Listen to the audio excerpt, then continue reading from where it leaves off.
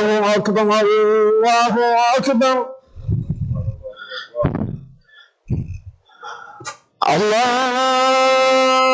الله أكبر الله أكبر أشهد أن لا إله إلا الله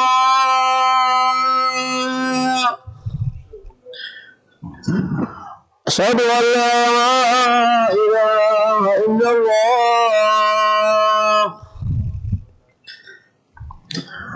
أشهد أن محمدا رسول الله أشهد أن محمدا رسول الله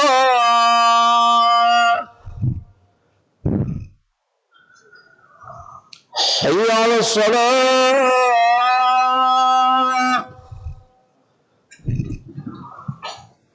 حي على الصلاة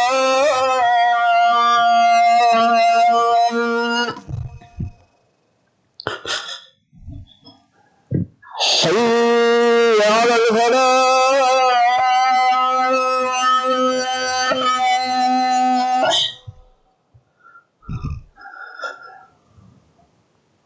حي على الفلاح الله أكبر الله أكبر لا إله إلا الله لا إله.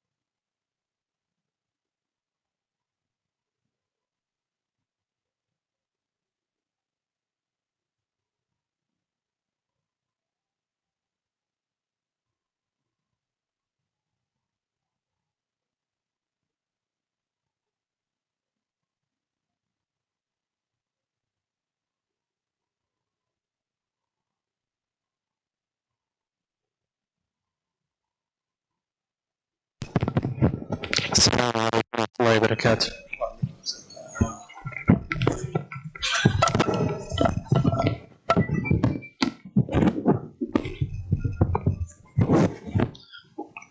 الله أكبر الله أكبر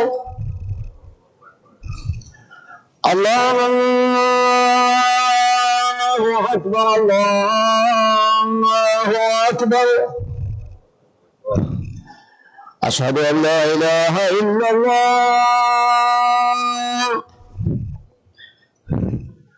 أشهد أن لا إله إلا الله أشهد أن محمدا رسول الله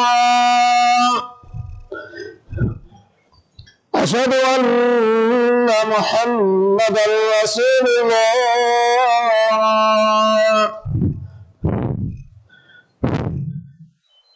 حي على الصلاة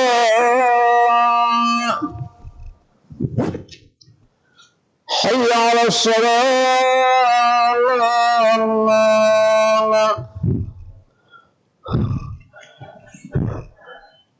حي على الفلاح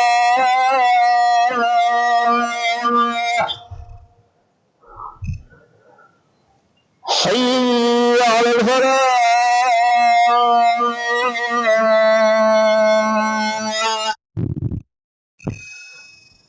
الله أكبر الله أكبر لا إله إلا الله.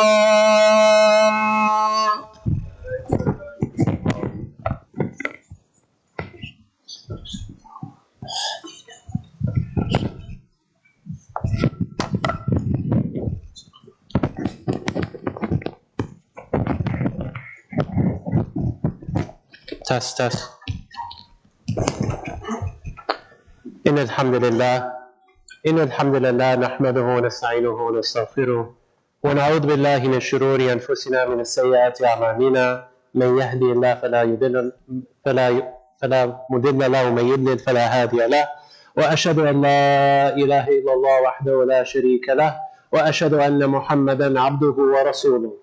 قال الله في القرآن الكريم بعد أعوذ بالله من الشيطان الرجيم يا أيها الذين آمنوا اتقوا الله حق تقاته ولا تموتن إلا وأنتم مسلمون. صدق الله العظيم. We begin by praising Allah, we seek Allah's help, and we seek Allah's guidance. Whomsoever Allah guides, no one can misguide, and whomsoever Allah leads astray, no one can guide. And I bear witness that Allah alone is worthy of worship and that Muhammad is his last and final messenger until the end of time. May the peace and blessings of Allah be upon him. Brothers and sisters, we learn from the example of the companions of the Prophet and the way that they ascertained the information on this religion.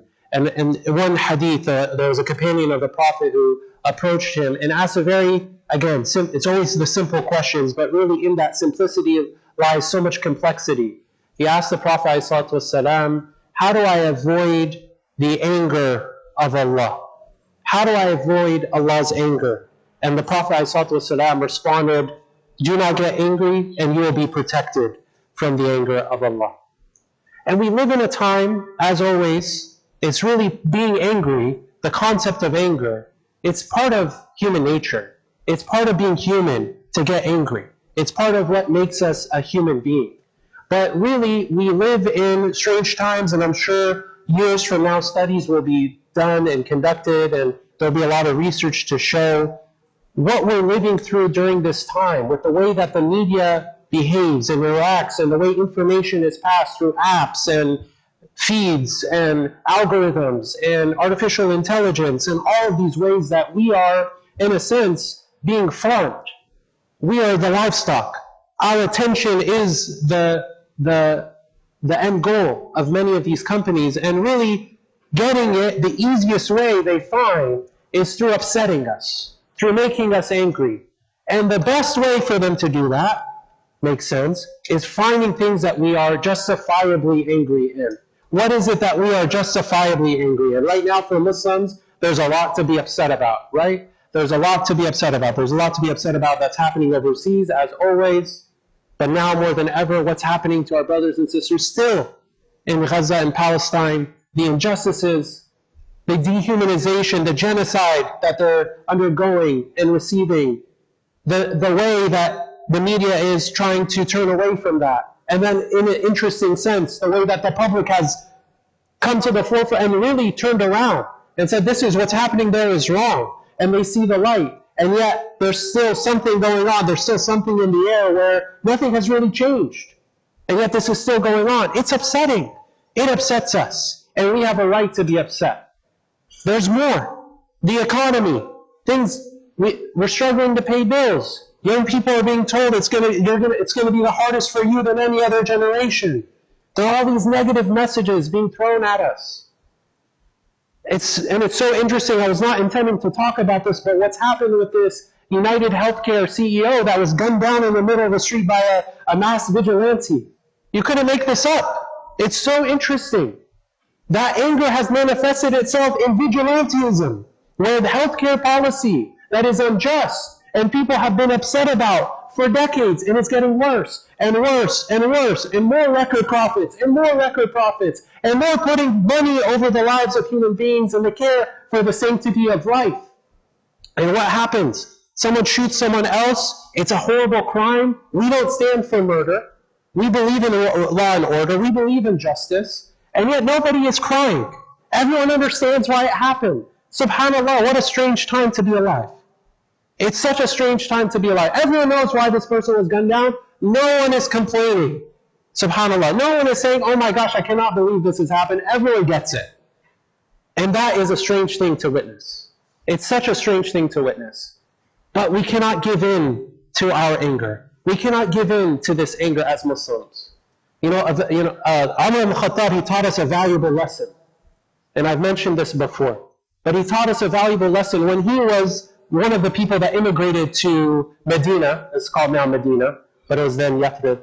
He had to work twice as hard in order to achieve success. He had to work one day and do twice the work in order to farm his land and make some money, make his living, earn his living. And then he would spend the next day and switch with his partner, and he would go spend the next day with the Prophet ﷺ, learning, studying, understanding Islam, understanding this deen. He had to work twice as hard. And that's a lesson for us. It's easy for us to give in. It's easy for us to be angry as the rest of the society and the culture is telling us to be angry. Wear as a badge of courage, a badge of honor. We're supposed to tell the world, yeah, we're angry and we're upset, and this is what we're upset about, and get as much attention as possible through these apps. That's the language that we've been taught to us. But the youngest generation, they know it more than ever. This is the way that people communicate now. This is the way people get things done. But we can't give in to that kind of zeitgeist, that culture. We have to be, as Muslims, we have to set our own culture. And that culture always has to be based in the Quran and the Sunnah of the Prophet ﷺ. So, we have justified anger. But our Prophet ﷺ warned us that anger is from shaitan. The root of anger comes from shaitan himself.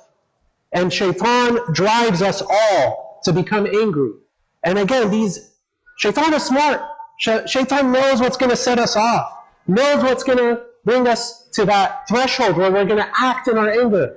We hear someone acting angry right outside in traffic, right? It's everywhere. It's an angry time. And shaitan really knows how to get us, because he knows that as soon as we get angry, that's when we can open the door to evil. As soon as it's one of many thresholds, it's one of many doors that we can step through that's going to drive us to act in evil. And so, how many of us swear? How many of us curse? How many of us have foul language? You don't need to answer me openly, although I'm asking you. Think to yourself, how many of us do it? And how many of us do it when we're angry? Be honest with yourself. It's the door to a different side of yourself. It's the door to the worst side of yourself, is when you are angry.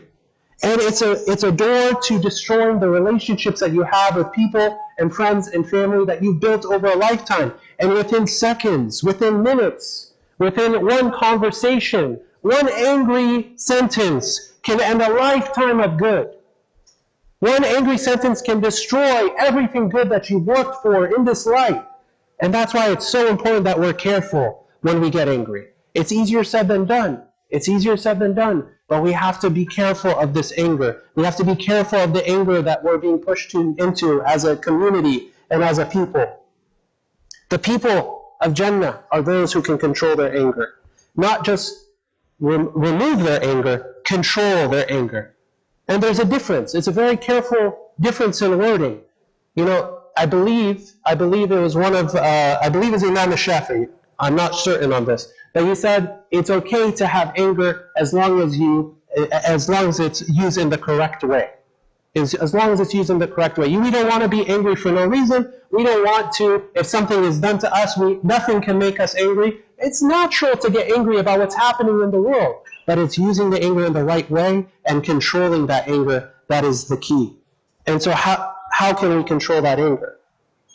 You know, and it's really difficult to do so when in situations, it's really difficult to do so, we don't even realize that we're angry. How many of us, when we're angry, don't realize that we exploded until we've cooled down, and we turn back and we look behind us and say, oh my gosh, what disaster have I just stepped into?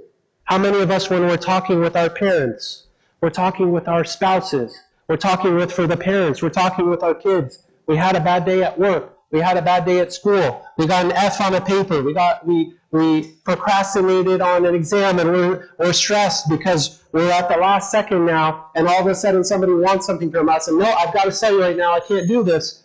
Really, we're the ones many times that we don't accept responsibility for that anger. And then what happens? We explode, and we say, and we point fingers, and we stand up, and we yell, and we shout, and we lose it. We lose control. And then we look back on everything that happened, and we realize, man, I didn't even realize what I was doing.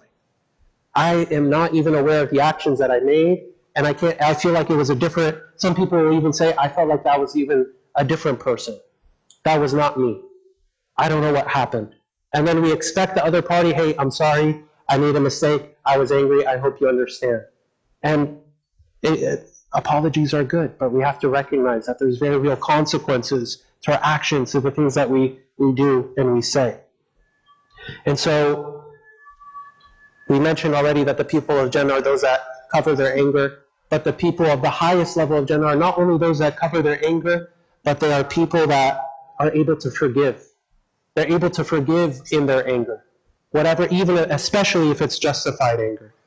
Especially if it's justified anger. Maybe, again, the example of the car that's just outside. Maybe somebody cut you off, I forgive you. It just drives me crazy, I'm going to keep it cool. I'm going to stay in control. Somebody ran a red light, almost T-boned me, my kid's in the back seat, you almost killed it, and you want to follow them. And you're going to start honking your horn and pointing at, do you know what you did? Lower your window, I need to talk to you. Do you know that you almost killed, I have a kid in the back. Why? Let it go. We have to let it go. We have to calm ourselves. We have to remain in control. It's all about control. And part of this trap of anger is in our anger, we feel powerful. We feel strong. We feel the fury, right? We lose it. And in that sense, we see it when we deal with, these protests. We have that fire, which is great. But it's also, I'm the first one, we lose ourselves. And when we lose ourselves, that's when we also look back sometimes. We make mistakes. We make bad decisions. We may start talking to our parents, you don't understand, and we feel justified. You're going to hear the full story. I'm thinking of every time that I yelled at my parents as I'm standing here before you. And every time I felt unjustified. Looking back, every time I yelled at my parents, they were wrong. But do I feel like I was a winner? After yelling at them, did I win anything? I got to yell at them. SubhanAllah, I'm still standing. That's a miracle, right? They didn't get rid of me. But in that time when I really gave them my anger, who won? Who lost? And looking back, SubhanAllah, as a parent now, looking back, wow, they won. They won. They kept their cool. They had a child. They brought this child into this world. through Allah, but they brought this child into this world, is yelling, and the child, after everything we did, yelling, and I felt justified. But still, to be able to do that and say that to someone that we should, our loved ones, we feel justified in yelling at them, but then at the end of the day, we're the ones harming our hearts. Our bodies are going to remember the way that we reacted. The limbs, the fingers pointed, the fists clenched, the words that came, it's going to remember that. Our heart will remember the things said. It will not forget. It will take time to heal. We're the ones hurting our own bodies when we do that. SubhanAllah, but it's difficult to escape. It's difficult to escape, and I want to give you, it's a little bit of a tangent, and I hope you'll humor me, but I think it's something that you'll, at least for the parents, and what we were all kids once, you'll understand. There was I have a daughter, she's a toddler, and what do they say about the twos? It's the terrible twos, right? And their tantrums. And believe me, the tantrums are very real. I can say from first-hand experience, SubhanAllah, who knew that such a small thing could have so much anger, right? And I'm potty training. I'm teaching my daughter to use the toilet, as a proper way of saying it. And SubhanAllah, it's a simple thing. It's something that it's normal. We all use the toilet. And I'll say, okay, my dear, okay, honey, let's go to the toilet. Do you have to go? Do you have to go? She'll go anyways if I don't ask. I say, do you have to go? Okay, let's go. And she's like, no, I don't have to go. So no, we all go, look, I'm going to. She's like, no, you go. You go potty. Excuse me. It's funny, but it's, SubhanAllah, the way we think it's in humanity. It's a lesson. It's the rubber and glue response, right? She thinks by telling me to go to the bathroom, like she's angry with what I'm telling her. It's a child. She's angry with what I'm telling her, and she's like, no, you go now. I say, okay, my dear, it's time to go to bed. Okay, let's read a bedtime story. No, you go to bed. Okay, I wish I could, but you're here, so you need to go. But SubhanAllah, that's just the way that we act, right? And it's from us from day one. SubhanAllah, when you're a parent, you see it, but you see the human ego is so powerful. The ego is so powerful. And really, the ego is the reason for anger. If you think about it, and we've talked about this in other khutbahs, right? We've talked about how humility is essential for us to achieve Jannah. Humility is essential for us to achieve Jannah. And if we have even an atom's weight of arrogance in our hearts, we will not see Jannah. And so we ask Allah subhanahu wa ta'ala to humble us. We ask Allah subhanahu wa ta'ala, allow us to humble ourselves. But it's really, many times, if you think about it, what makes us angry? Many times, most of the time, it's to protect our ego. It's to protect ourselves. It's to protect our dignity, right? So we had someone that insulted us. We had someone that made us feel upset. And we need to show them that we're better than them, right? And it's always the people, SubhanAllah, those, you know who I'm talking about, the best of us. They have the most humility. They're the ones that never get upset. They're the ones that never get angry. They're the ones who are under what? Control. And that's the real strength. When we think of anger, we think of strength, but really it's the one who's able to control their anger. And that's why there's that famous hadith on which the Prophet ﷺ said that the strong man is what? Not the person who is an expert wrestler or the best wrestler, but instead the one who is able to control his anger when he is in a fit of rage, right? So in that time in which you're about to honk your horn, oh my gosh, I can't believe, or yell at your spouse, yell at your parents, send that text message angrily, you know, with the angry emoji and whatever it may be to show how upset you are. SubhanAllah, I can't believe this is the life that we live, but that's what we do. Take a deep breath and think and realize that you're thinking that you're strong, but really you're acting weak. In your anger, you're acting with weakness, not with strength. And so, really, again, recognize, and I've mentioned this before with the story of the parents, when we're acting in anger, we think that we're somehow hurting them, but really we're the ones hurting. And when other people are angry, and people are acting angry towards us, we should recognize that many times it comes from some sort of pain that they've experienced. And we all have stories of that, right? And we don't know what's going on. It's maybe somebody's, they're going through a divorce, they're going through loss. You know, my brother-in-law lost his grandfather this week, Allah yarhamu. People are going through things, right? And in those times, in that weakness, people make mistakes.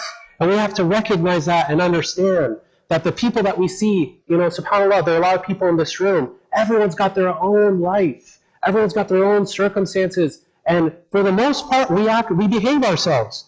Sometimes, subhanAllah, it's only in those seconds, it's only in those few minutes in which we're angry that we could potentially throw it all away. So if you're on the receiving end of that, we also should do our best to be patient and also be understanding. And, there is a hadith of the Prophet ﷺ in which a man, again, we learn from the question, not just the answers of the Prophet ﷺ, but the question being asked. And so they asked, what is a general question? What is a general advice that you can give me?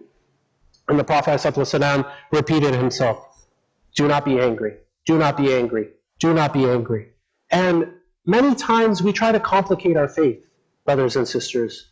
We try to complicate it, we look for these, we get bored. We hear the same thing over and over. But really it's in these small things, these behaviors, that really mean the difference between Jannah and Jahannam. And that's what it comes down to. That's what it's all about. That's what dunya is about. All these other things that are going on, we understand. But when we're in these doors, it's our job to recognize and remind ourselves that really all that, and out there too, but especially here, we remind ourselves and remind each other that it's all about the akhirah. It's all about the next life. And so, even though we repeat simple messages over and over, this is what's going to take us there. It's the fundamentals. So let's not complicate things and let's focus on the fundamentals. And if we have those fundamentals down, imagine a Muslim ummah that can control their anger. How powerful that is. That's what we're really aspiring for and looking to see. Okay, so what can we do practically now to deal with our anger?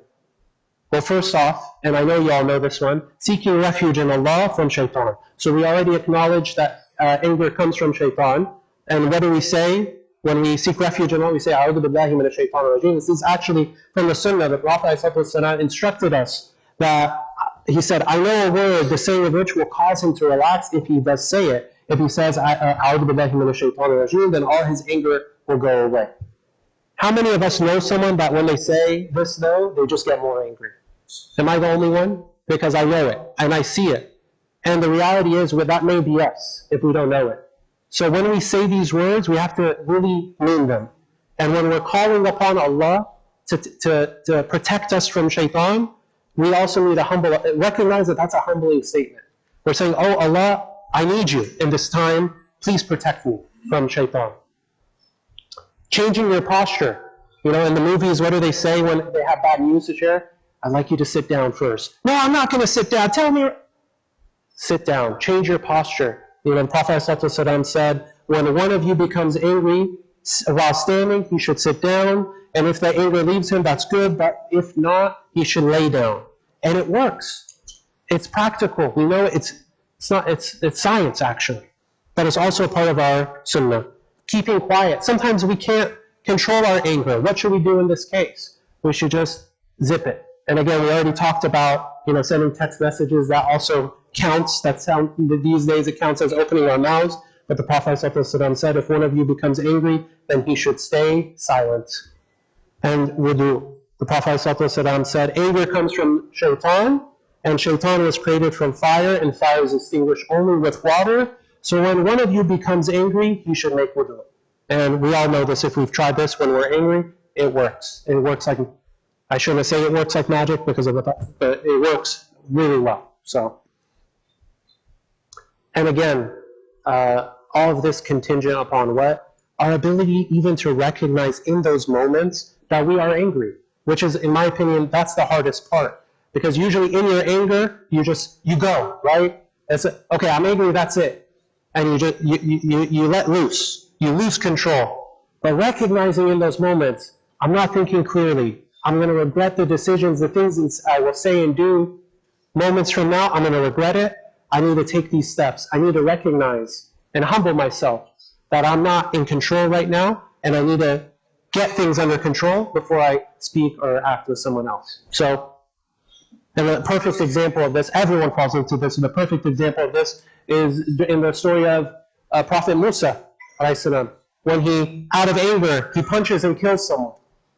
Imagine being so angry you punch someone whether you kill him. SubhanAllah. That's real anger. That's a prophet.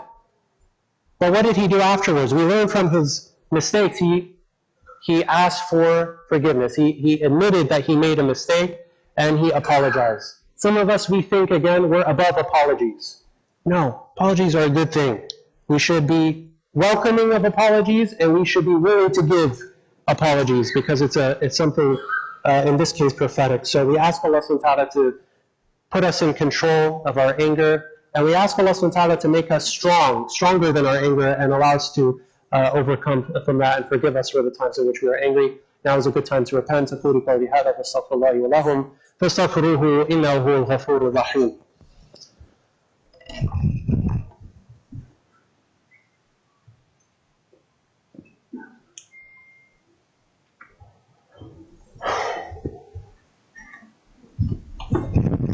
Bismillah, alhamdulillah, wassalatu wassalamu ala rasulillah.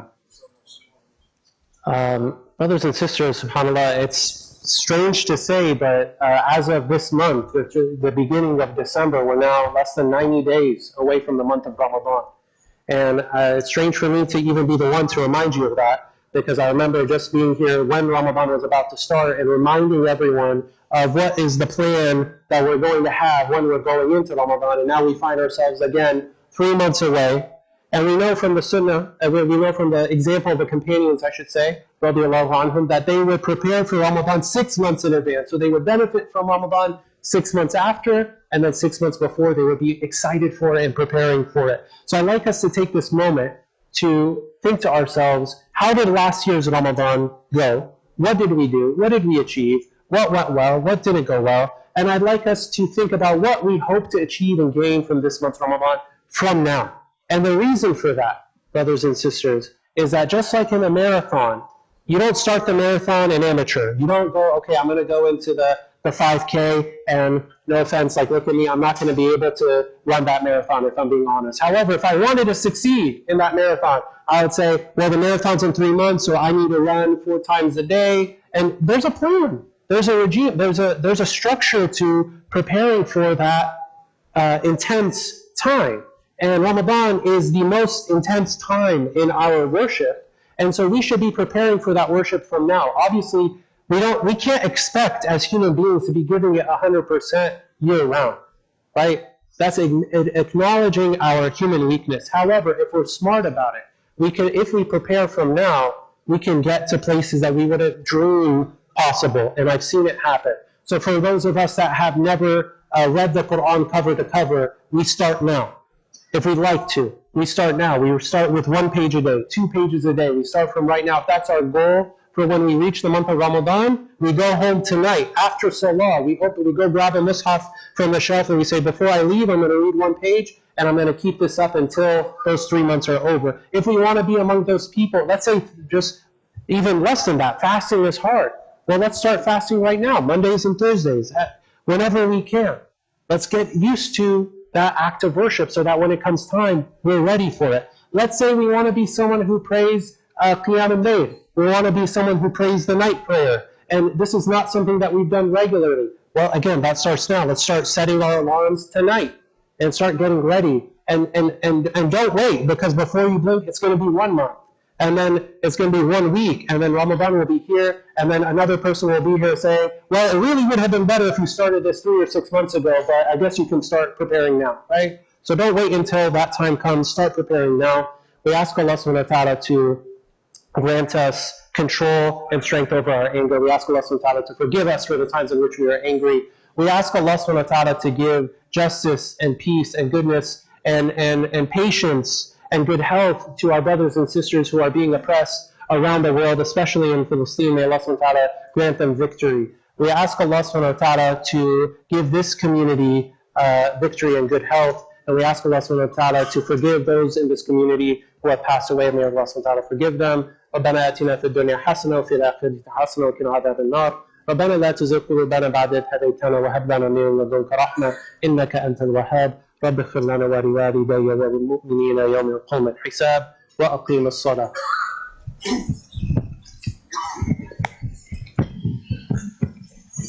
الله أكبر الله أكبر أشهد أن لا إله إلا الله أشهد أن محمدا رسول الله. حي على الصلاة حي على الفلاح قد قامت الصلاة قد قامت الصلاة. الله أكبر الله أكبر لا إله إلا الله. La ilaha illallah Muhammadur Rasulullah.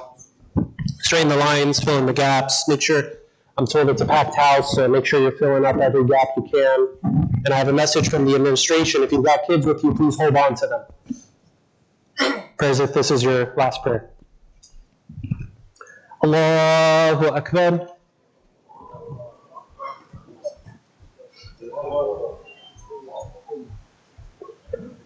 بسم الله الرحمن الرحيم الحمد لله رب العالمين الرحمن الرحيم مالك يوم الدين إياك نعبد وإياك نستعين اهدنا الصراط المستقيم صراط الذين أنعمت عليهم غير المغضوب عليهم ولا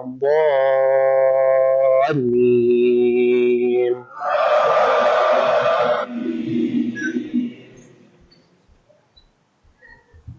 بسم الله الرحمن الرحيم يا أيها الذين آمنوا لا تقدموا بين يدي الله ورسوله واتقوا الله إن الله سميع عليم. يا أيها الذين آمنوا لا ترفعوا أصواتكم فوق صوت النبي ولا تجهروا له بالقول كجهر بعضكم لبعض أن تحبط أعمالكم وأنتم لا تشعرون. إن الذين يغضون أصواتكم عند رسول الله أولئك الذين امتحن الله قلوبهم للتقوى لهم مغفرة وأجر عظيم. إن الذين ينادونك من وراء الحجرات أكثرهم لا يعقلون ولو أنهم صبروا حتى تخرج إليهم لكان خيرا لهم والله غفور رحيم. الله أكبر.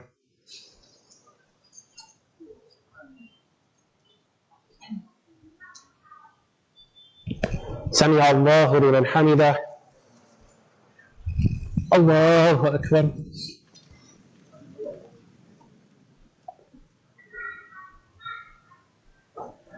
الله أكبر. الله أكبر.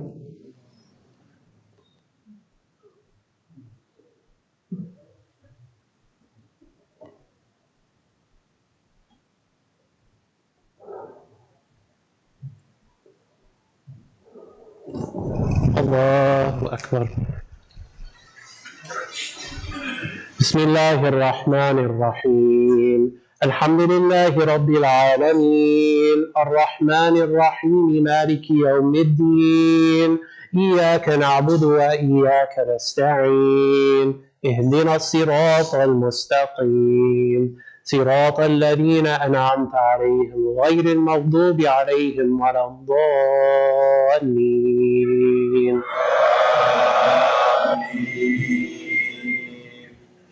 بسم الله الرحمن الرحيم قل هو الله أحد الله الصمد لم يلد ولم يولد ولم يكن له كفوا أحد. الله أكبر.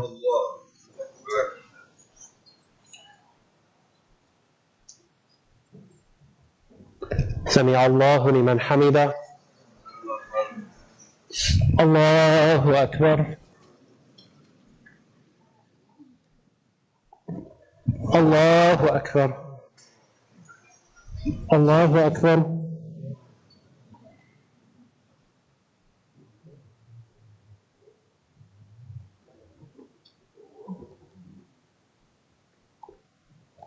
الله أكبر.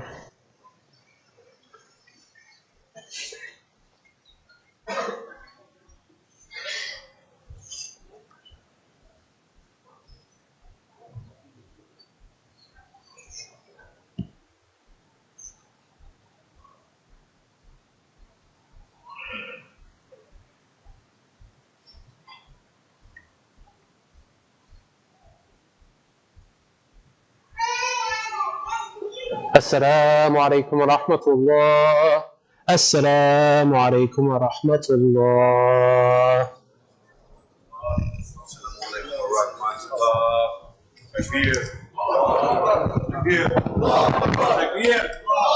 شكرا أخي عمر. Assalamu alaikum, jazakallahu khairan for Brother Omar as he delivered a great reminder.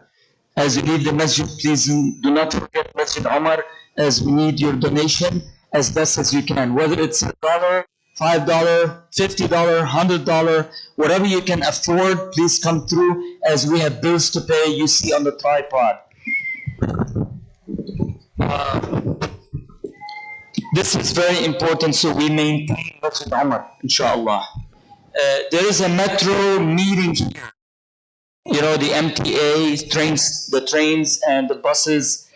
There is a meeting here at 10 o'clock tomorrow at Masjid Umar here for the expansion of line line E, A, B, C, D, E. Inshallah, come our Ibrahim. Come, inshallah, to learn how that would affect Masjid Umar and the community here at large. So it's at 10 o'clock here at Masjid Umar. Yeah, yes, we know about this. Thank you, brother. We have another event at Masjid Bilal down the street from us, Bilal Islamic Center. They're having their anniversary.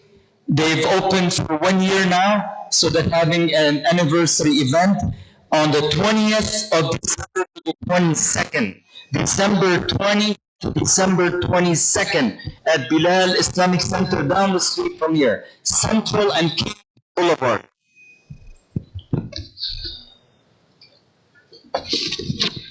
We have a sister that passed away, Sister Fatima Ibrahim, Daf'Allah. May Allah subhanahu wa ta'ala forgive her, give her rahmah and Jannat al-Firdaus, Ya Allah, for her and all those that passed before us. May Allah reward them Jannat al-Firdaus. And those who are sick and ill from the community and abroad, overseas, may Allah help them to restore their health, help them to gain back their health, to get back to their life. People who've been affected with wars, Gaza, Palestine, and elsewhere, Lebanon, Sudan, Yemen, everywhere else people have been affected with wars. May Allah subhanahu wa ta'ala restore peace and give them back their harmony and their lives. Anta qadir muqtadar ala kulli shay. Ameen. Okay, the Sunday program, inshallah, at 11 o'clock, this masjid, Masjid Umar, to learn Quran, Kitab Allah Azza wa Jal. Come and learn the Quran of Kitab Allah and Sunnat Muhammad Sallallahu Alaihi Wasallam. It's at 11 o'clock in the morning, right here, Masjid Umar. Adults only. Unfortunately, no children. May Allah reward you and bless you for all you do. وجزاكم الله خيرا والسلام عليكم ورحمة الله وبركاته.